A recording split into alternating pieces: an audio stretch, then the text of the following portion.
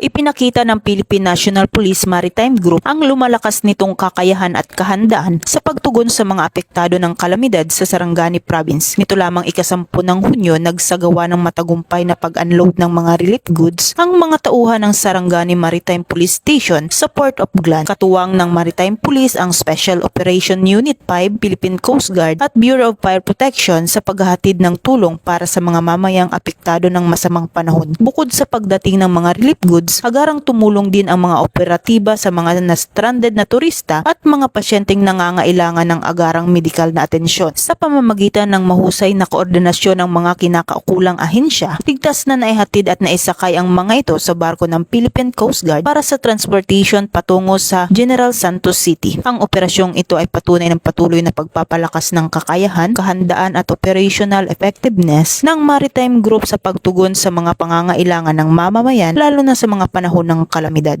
Mula dito sa Campo Crame, ako ang inyong PNN correspondent, Patroluman Dara Palogni.